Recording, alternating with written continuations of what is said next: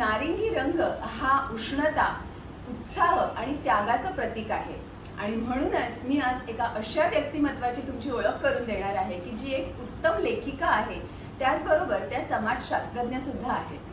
विद्यार्थी दशेपासूनच त्यांनी समाजातील वेगवेगळ्या शैक्षणिक तसेच सामाजिक चळवळींमध्ये सक्रिय सहभाग घेतला आहे. आज सुद्धा तीच सामाजिक जाणीव आणि तोच उत्साह कायम ठेवत त्या समाजातील वेगवेगळ्या स्तरांवरील गरजू व्यक्तींना सामाजिक, आर्थिक तसेच शैक्षणिक मदत करत आहे. आजचं आपलं हे उत्साही आणि ऑलराऊंडर व्यक्तिमत्व आहे डॉक्टर मेधा सोमय्या. मेधाताई, तुमचं खूप खूप मनापासून स्वागत गायत्रीज फूड स्टुडिओमध्ये. नमस्कार. गायत्री फूड स्टुडिओमध्ये तुम्ही मला बोलावलं त्याबद्दल मी खूप आपली आभारी आहे. ही एक सूचना आपल्याला केली तर आपण रागवू नका. मी सर्वसामान्य जरी माझं आडनाव सोमय्या असलं तरी सुद्धा मी आडनाव लावण्याच्या विरोधात आहे. अच्छा. हां, कारण की मला असं वाटतं की आडनावामुळे जात ही अधोरेखित होते आणि आज आपल्याकडे जातीचं प्राबल्य एवढं वाढलेलं आहे की या काळामध्ये सावरकर प्रेरित असं माझं व्यक्तिमत्व असल्यामुळे जाती आणि जमाती ह्याच्या पलीकडे जाऊन एक माणूस म्हणून त्याचा विचार करणं गरजेचं वाटतं. म्हणून मला असं वाटतं की सगळ्यांनी आपली आडनावं ही जाळून टाकावीत. दक्षिण भारतीय लोक असतात ती फक्त नावाने ओळखली जातात आणि त्याच्या अलीकडे फक्त त्यांची अद्याक्षर असतात. तो सुद्धा प्रकार मला अत्यंत मनापासून आवडतो, परंतु एकाच वेळेला सगळ्या गोष्टी पचायला जड जातात. म्हणून मी आपलं म्हटलं की ठीक आहे, त्याच्याबरोबर आपण आई वडिलांचं नाव लावलं तरी काय फारसा फरक पडत नाही. मी आत्ताच तुमची ओळख सांगताना म्हटलं की तुम्हाला बालपणापासूनच समाजसेवेची खूप आवड आहे. तर तुम्हाला हे बाळकडू घरातूनच मिळालं होतं का? होय, माझ्या घरातनंच, म्हणजे माझ्या लहानपणापासूनच मला हे बाळकडू मिळालेलं आहे. माझे काका आणि आई वडील हे सगळेजण समाजसेवेशीच निगडीत होते. माझे वडील डॉक्टर होते. ते खरं म्हणजे डोळ्यांचे स्पेशालिस्ट होते, परंतु गावाकडे डॉक्टर नसल्यामुळे त्यांनी जनरल प्रॅक्टिस करायचा निर्णय घेऊन गावातच आपला दवाखाना टाकला. आणि आई सुद्धा बचत गटाची एजंट होती. पोस्टामध्ये दररोज 4-4 आणे बायकांकडनं गोळा करून ती अशा प्रकारे बचत करायची आणि तिला त्याच्याबद्दल पुरस्कारही मिळाले होते. वा. मी आत्ताच तुमच्या इंट्रोडक्शनमध्ये सांगितलं की तुम्ही विद्यार्थी दशेपासूनच वेगवेगळ्या चळवळींमध्ये सक्रिय सहभाग तुम्ही घेतलेला आहे आणि त्या बदल्यात तुम्हाला कारावास सुद्धा झालेला होता. तोच उत्साह आणि तीच ऊर्जा आज सुद्धा तुमच्या डोळ्यात मला दिसते आहे. तर तुमची आता ह्याच्या पुढची काय दिष्ट आहेत? धन्यवाद. एकतर या वयात, म्हणजे मी आता बरीच म्हातारी झालेली आहे असं मी समजते. म्हणजे मी खरीच म्हातारी झाली नाही, मला असं म्हणायचं तर विद्यार्थी जीवनापासून तुम्ही आता पुढे आलेला आहात. म्हणजे मी वयाच्या 16व्या वर्षापासून तर आज 64 वर्षापर्यंत त्याच ऊर्जेने आणि त्याच उत्साहाने काम करते आहे. त्यामुळे तू जे वाक्य बोललीस ते अक्षरशः सत्य आहे. आणि आजही माझी तेवढीच धावपळ सुरू असते किंवा तेवढाच उत्साह माझ्याकडे आहे. कारण की मला जोपर्यंत समाजामध्ये माझी गरज आहे असं भासतं तोपर्यंत मला उत्साह आणि ऊर्जा या दोन्ही गोष्टी देवानेच दिलेल्या आहेत आणि तोच मला शांत बसू देत नाही आहे. आणि माझं एकच उद्दिष्ट असतं, बाकी सगळं का करते असं जर का मला कोणी विचारलं तर मी एवढंच सांगते की मला रात्री शांत झोप लागावी म्हणून मी हे सगळं करते. याच्या पुढची उद्दिष्ट तू मला विचारलीस तर उद्दिष्ट असं ठरवून फारसं मी काही काम केलेलं नाही. जसं जसं माझ्या समोर काम येत होतं तसं तसं मी केलं. उदाहरणार्थ सुरुवातीला मी PhD केलं त्यावेळेला मी सामाजिक कामामध्ये शैक्षणिक काम हे मिसळलं. तोपर्यंत माझं शिक्षण क्षेत्र इथे शिक्षिका म्हणून होते आणि सामाजिक क्षेत्र हे वेगळं होतं. पण त्यानंतर ते मिसळलं गेलं आणि मी झोपडपट्टी विषयक काम सुरू केलं. नंतर मग मी गरिबी विषयक काम सुरू केलं. त्याच्यानंतर नुसती गरिबी तर हटणार नाही, मग त्याच्यासाठी काय पाहिजे म्हणून मग प्रशिक्षण देण्याचं काम सुरू केलं. अलिबागमध्ये 2004 पासून आमची संस्था आहे, जनशिक्षण संस्था, त्याच्यामध्ये आम्ही काम करतच असतो. त्यानंतर तसंच आमच्या इथल्याच महिलांनी मिळून एक भारतीय तत्वज्ञान विश्वस्त मंडळ नावाची संस्था चालू केलेली आहे, ज्याच्यामध्ये बौद्धिकदृष्ट्या अक्षम मुलांसाठी आपण काम करत असतो. आणि हे सगळं काम करताना आता असं मला वाटतं की शैक्षणिक काम झालं, प्रशिक्षणाचं काम झालं, अभ्यासाचं काम झालं, त्यानंतर रोजगाराचं काम हे फार महत्त्वाचं आहे. आणि आज रोजगाराच्या इतक्या संधी उपलब्ध असताना, आपल्याकडे एवढी लोकसंख्या असताना आपण त्या रोजगाराच्या संधी घेतल्या पाहिजेत. त्याच्यामुळे दिव्यांग जनांसाठी रोजगार कशा प्रकारे मिळू शकतो ह्या दृष्टिकोनातून मी बऱ्यापैकी प्रयत्न करत असते. खास करून मी आज स्पेशल ऑलिम्पिक्स भारत या महाराष्ट्राच्या संस्थेची अध्यक्ष आहे. स्पेशल ऑलिम्पिक्स भारत हे सर्वसामान्य ऑलिम्पिक्स पॅरा ऑलिम्पिक्स पेक्षा वेगळं आहे. स्पेशल ऑलिम्पिक्स हे सक्षम लोकांसाठी असतं. पॅरा ऑलिम्पिक्स हे फिजिकली चॅलेंज इम्पेअर्ड लोकांसाठी असतं, म्हणजे ज्यांना हात नाही, कर्ण बधिर असतात त्या सर्वांसाठी. आणि स्पेशल ऑलिम्पिक्स हे बौद्धिकदृष्ट्या अक्षम लोकांसाठी असतं. त्यामुळे आता माझ्याकडे जे समोरचं आत्ता तातडीचं काम आहे ते म्हणजे एकतर बौद्धिकदृष्ट्या अक्षम मुलांना कशा प्रकारे क्रीडा क्षेत्रामध्ये पुढे आणणं, आणि क्रीडा क्षेत्रामध्ये ॲबिलिटी त्यांच्यामध्ये तयार झाली की त्यांच्यामध्ये कॉम्पॅटेबिलिटी तयार होते आणि त्यांना रोजगारक्षम बनवायचं कसं आणि त्यांना रोजगार कसा द्यायचा ह्या दृष्टिकोनातून मी आज घडीला विचार करते आहे. त्याचप्रमाणे लेखन हा माझा एक फारच अविभाज्य घटक आहे मला असं वाटतं. आता तू माझ्याकडे बघितलंस तर लेखनामध्ये सुद्धा माझी काही पुस्तकं आलेली आहेत. सध्या माझे 2 पुस्तकांचं काम चालू आहे. एक आहे सुषमा स्वराज यांच्यावर आणि दुसरं आहे अरुण जेटली यांच्यावर. तर तेही काम सातत्याने सुरू आहे. तसंच मी भारतीय तत्वज्ञान विश्वस्त मंडळ, जनशिक्षण संस्थान आणि युवक प्रतिष्ठान याची पण मी सदस्य असल्यामुळे युवक प्रतिष्ठानतर्फे आत्ता आपण बघितलं तर जे वयोवृद्ध आहेत त्यांना कानाचं मशीन देण्याचं काम सध्या सुरू आहे. HIV आणि AIDS बद्दल खाली बघितलं चालू होतं ते. तर तेही काम चालू आहे. परंतु आता काय झालंय, सगळ्या गोष्टी ऑटो मोडवरती गेलेल्या आहेत. त्याच्यामुळे मला जास्त त्याच्याकडे लक्ष द्यावं लागत नाही. परंतु माझा सहभाग पण जिकडे तुमचा प्रेझेन्स असलेला काहीतरी इम्पॅक्ट देतो तर तिथे तुम्ही नक्कीच प्रेझेंट असता. मी नक्कीच असते. आणि त्याच्याही पलीकडे जाऊन लेखन तर मी करतेच. आणि त्याचबरोबर मला असं वाटतं की आता जास्त महाराष्ट्र स्टेट स्किल युनिव्हर्सिटी म्हणजे महाराष्ट्र राज्य कौशल्य विद्यापीठ ह्याच्यामध्ये पण मी काम करते. याच्या आधी टाटा इन्स्टिट्यूट ऑफ सोशल सायन्सेसमध्ये पण काम केलेलं आहे. त्यामुळे असंच सतत मरेपर्यंत काम करत राहायचं हेच माझं उद्देश आहे. क्या बात आहे, क्या बात आहे.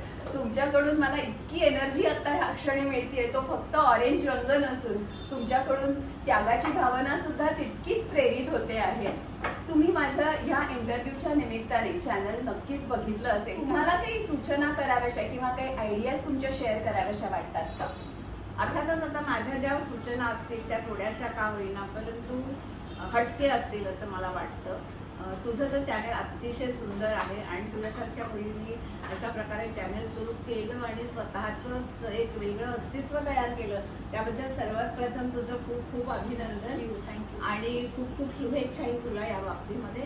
तुझं चॅनल जे आहे ते जास्तीत जास्त त्याला हिट्स मिळत लोकांपर्यंत त्याला पोहोचू दे आणि वेगवेगळ्या प्रकारचं जे आपण म्हणतो कुझिन किंवा वेगवेगळ्या पाककृती ह्या लोकांपर्यंत पोहोचल्या जावं अशी माझी निश्चितपणे इच्छा असेल. आणि जिथे जिथे मला शक्य असेल तिथे तिथे मी तुझ्याबरोबर यायचा प्रयत्नही करेन. पण मला अशा 2 गोष्टी जाणवतात की ज्या थोड्याशा हटके आहेत. त्या म्हणजे स्वयंपाकघरातील रसायनशास्त्र हा एक विषय आपण घेतला पाहिजे किंवा कारण की मला असं वाटतं की हे जे रसायनशास्त्राचे सगळे नियम आहेत ना ते वापरतो. किचन मध्ये सायन्स आहे आणि ते कसं आहे हे जर का मुलांना सांगितलं 5वी ते 7वीतल्या मुलांना किंवा त्यांच्या आयांना तर त्या नुसतं पुस्तकी अभ्यास घेण्यापेक्षा प्रात्यक्षिक अभ्यास त्यांचा त्या घेऊ शकतील. उदाहरणार्थ गाळणं म्हणजे सेपरेशन हा एक विभाग असू शकतो किंवा तुम्हाला हाही गोष्ट सांगू शकतो की तुम्ही वांग जेव्हा भाजता त्यावेळेला त्याला लायलॅक कलर म्हणजे जो असा जांभळट कलर येतो तो काय येतो कारण पोटॅशियममुळे येतो. त्या पोटॅशियमचा रंग ज्या वेळेला आपण पोटॅशियम जाळतो त्यावेळेला तो रंग हा जांभळसर असतो. तर ह्या सगळ्या गोष्टी आहेत. त्याच्यासाठी तू 5 मिनिटं वेळ तुझ्या व्हिडिओ मधला दिला तर त्याचा जास्त चांगल्या रीतीने उपयोग होईल. तसंच वनवासी बंधू आहेत आमचे त्यांची एक वेगळीच हे आहे कला आहे. तर त्या पाककलेचा सुद्धा तू कुठे ना कुठेतरी उपयोग करून त्याच्यावर एखादी सिरियल केलीस तर त्याचाही चांगल्या रीतीने उपयोग होऊ शकेल. मी नक्कीच तुमचा सपोर्ट राहिला तर मी नक्कीच मला ते खूप डोक्यात आहे वनवासी पाककला करायची. तुमचा सपोर्ट असेल तर मी नक्की ते करेन की तुम्ही माहेरच्या ओक आहात हो. आणि सासरच्या सोमया, म्हणजे गुजराती आणि महाराष्ट्रीयन असे दोन वेगवेगळ्या क्युझिन्स तुम्हाला माहिती असतील. त्यानंतर तुम्ही खूप एक्सपेरिमेंट्स करता किचनमध्ये आणि तुम्ही खूप स्वयंपाकामध्ये निपुण आहात आणि तुम्हाला बनवायला आवडतं आणि तुम्हाला खिलवायला सुद्धा खूप आवडतं असं मी ऐकून आहे. तर आज तुम्ही कुठला पदार्थ बनवणार आहात? मला आज तुम्हाला दाखवायसाठी मी एक वेगळा पदार्थ घेतलेला आहे आणि तो सौराष्ट्रातला आहे. हा माझ्या सासूबाईंनी मला शिकवलेला आहे. तो आहे बाजरिया लसणिया लाडवा. लाडवा म्हणजे लाडू. लाडू आणि बाजरी आणि लसूण आणि मग तो तिखट गोड लाडू. तिखट लाडू असणार आहे. लाडू आणि तिखट हे थोडं कॉम्बिनेशन मला सरप्राइझिंग आहे. आपण बघायचं का कसं करायचं हो ते? अगदी ना. चला आपण किचन मध्ये जाऊ. खास सौराष्ट्रामध्ये आपण हिवाळ्यामध्ये बनवला जातो. ओके. आणि हा अतिशय पचायलाही चांगला असतो आणि ऊर्जा देण्यासाठीही पण त्याचा उपयोग कारण केला उष्ण जातो. असते बाजरी आणि सगळं. आणि शक्यतो सकाळी आम्ही सकाळची न्याहारी जेव्हा करतो त्याला शिरामण असं म्हणतात. शिरामण. हा, त्यावेळेला आम्ही हा करून खात असतो. वा. हं. तर आपल्याला काय काय इन्ग्रेडियंट्स लागणार हा, आहेत? एक तर हे बाजरीचं पीठ आहे हा, हा. ज्याच्या आपण भाकऱ्या करतो. हा, हा. भाकऱ्यामध्ये फक्त आपण मीठ थोडंसं आणि पाणी घालून खूप मसळून घ्यायच्या आणि ह्या तरी म्हणतो आम्ही त्यांना अच्छा, किंवा खापरी, हा. खापरी. याला आम्ही- याच्यावरती तुम्ही याच्यावरती ह्या भाकऱ्या केलेल्या आहेत. जनरली केल्या तर जास्त खुसखुशीत होतात. अच्छा. साध्या तव्यावर केल्या तरी सुद्धा चालतात. हा, हा. याला आम्ही तावडी असं म्हणतो. तावडी. अच्छा.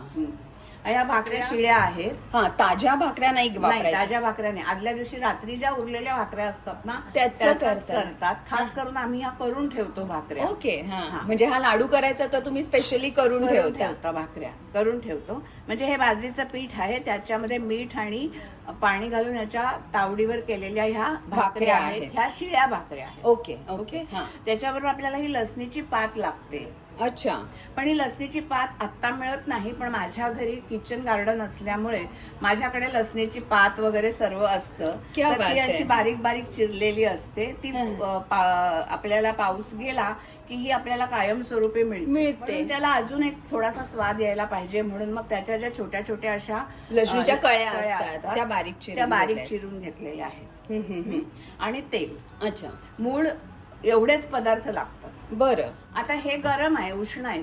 अच्छा. लसूणही उष्ण आहे आणि बाजरीचं पीठही उष्ण आहे. बरोबर. म्हणून त्याच्याबरोबर म्हणून. कॉम्बिनेशन म्हणून आपण ताक प्यायचं असतं. अच्छा. हा, आणि आमच्या तिकडे ताकाला खूप महत्व आहे. हो. त्यामुळे ते ताक हे आपण केलेलं आहे. घरच्या दह्याचं ताक आहे. ओके. मीठ आहे ताकामध्ये घालण्यासाठी आणि ह्याच्यातही घालायला लागेल थोडं आपल्याला लागणार म्हणून. आहे. हा. ही कोथिंबीर आहे, ती अच्छा. ताकामध्ये घालायची असेल तर आपण घालू शकतो. ह्याच्यातही घालू शकतो, दोन्हीमध्ये घालू शकतो. नसेल घालायची तरी नाही घातली Avoid तरी केली तरी चालेल. चालते. आणि हा ताकाचा मसाला आहे. फक्त हे जास्त तेल असणार आहे. अच्छा. ते तेल हे तिळाचं तेल असलं पाहिजे. ओके. तर त्याच्याहून जास्त त्यामुळे जास्त चांगला त्याला स्वाद येतो. हा. आता पुढे काय प्रोसिजर आहे? हा. आता आपण हा एक फार महत्वाचा आहे. हा लोखंडाचा काविलथा आहे. अच्छा. आता हा काविलथा हा फार महत्वाचा घटक आहे याच्यामधला. अच्छा. हा, कारण की ह्याच्यामुळे लोह पण आपल्याला मिळू शकतं. Correct. रेड हॉट होईपर्यंत गरम करायचा आहे. तर आपण आधी हा गरम करायला ठेवूया. ओके. आणि मग बाजरीचे जे भाकरी आहे त्याचा चुरा करायचा. चुरा करायचा. काविलथा गरम करायला ठेवलेला आहे.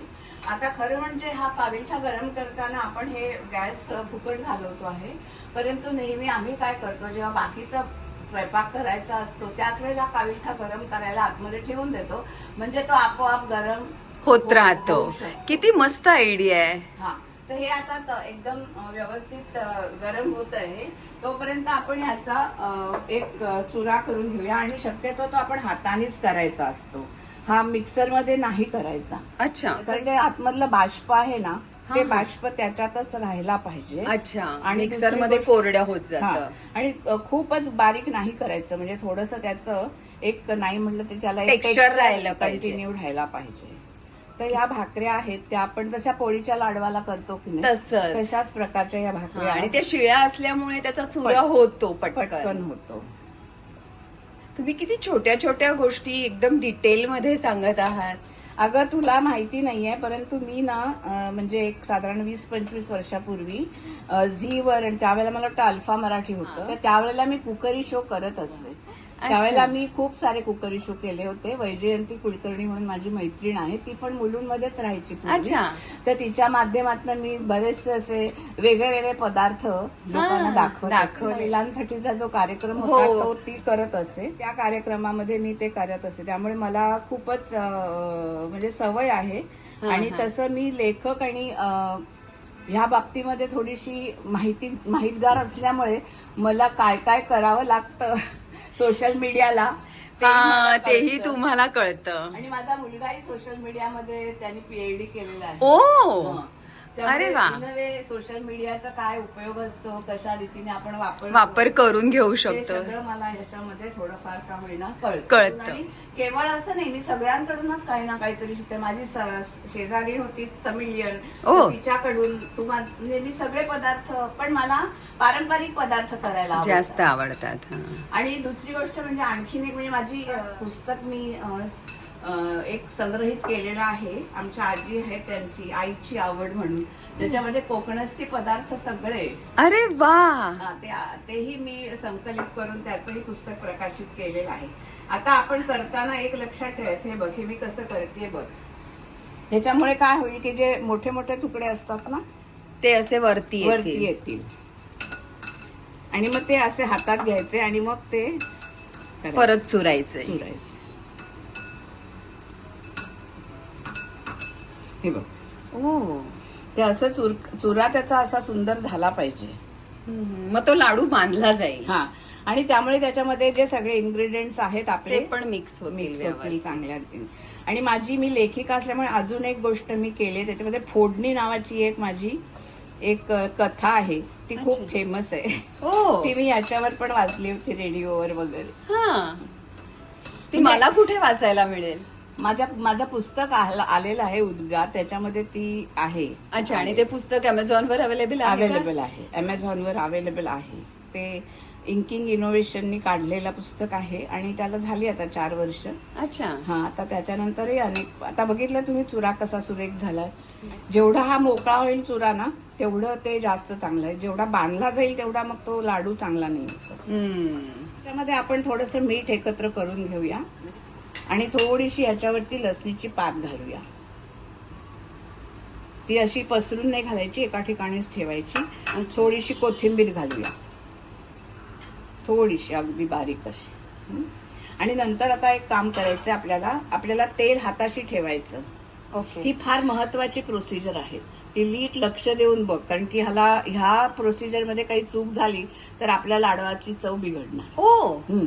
अच्छा. तर आता हा जो गॅसवरती आपण काविलथा तापत ठेवलेला आहे, तो आता बघितलं तर तुम्हाला खूप, आता इथे सुद्धा गरम लागायला लागलाय. तू हात लावलास तरी तुला कळेल. आणि इथे पण तापला. आता हा भरपूर तापलेला आहे. तर आता आपण हा बंद करायचा आणि हे ह्याच्यावर ठेवायचं आणि ताबडतोब, आता हे बघ, हे तुला लक्षात येईल, त्याच्यावर ताबडतोब भरपूर सारं तेल घालायचं.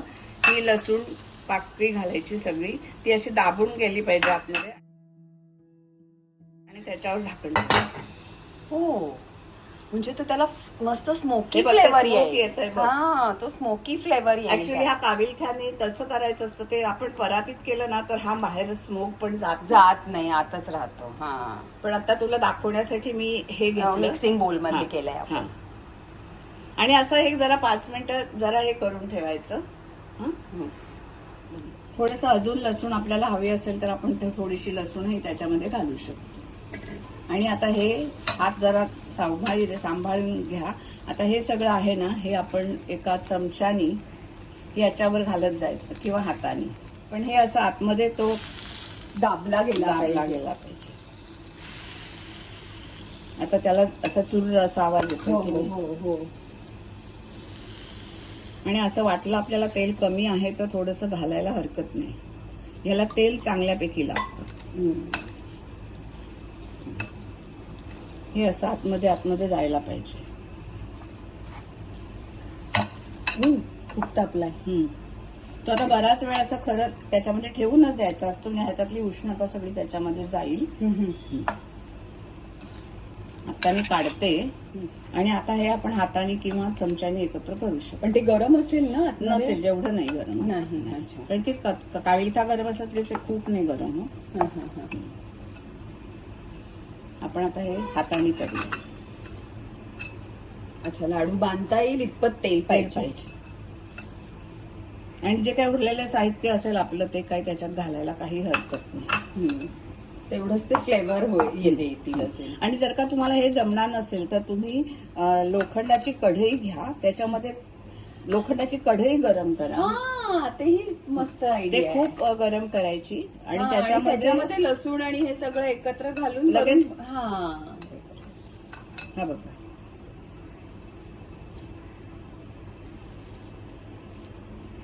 अजून किंचित तेल लागेल ह्याला असं अच्छा. वाटतंय मला. मग याच्यामध्ये तुम्ही बाकी घालू शकता. कुणाला त्याच्यामध्ये हे आवडतं काय, थोडस ताक किंवा दही आवडत असेल तर अच्छा, ते तेही सुद्धा- घालू शकतो. हा, म्हणजे Binding ज्याच्या- agent हा, म्हणून. हा, ते ज्याच्याप्रमाणे त्याची आवड असते.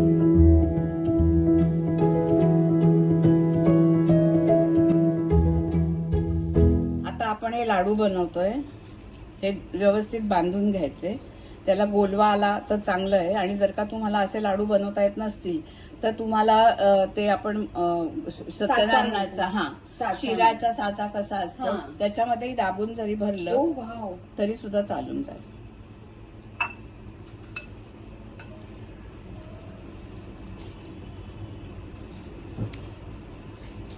तर लाडू वळतो ना त्यावेळेला व्यवस्थित ह्या 2 बोटांचा दाब ह्याच्यावर आला पाहिजे.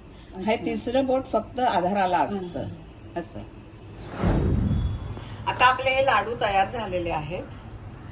असे लाडू होतात साधारणपणे एका आपली जर का मोठी भाकरी असेल तर त्याचे 3 लाडू होऊ शकतात एका भाकरीचे. म्हणजे जर का तुम्ही 2 माणसं असाल तर 2 भाकऱ्यांचे लाडू पुष्कळ होतात. खूप झालंय. आणि लाडू हे एकट्याने खायचे, त्याच्यासाठी आपल्याला ताक बरोबर घ्यायचं असतं. तर त्याच्यासाठी मी थोडंसं आता ह्याच्यामध्ये ताक मसाला घालते. मीठ घातलं तरी चालेल आणि थोडीशी कोथिंबीर.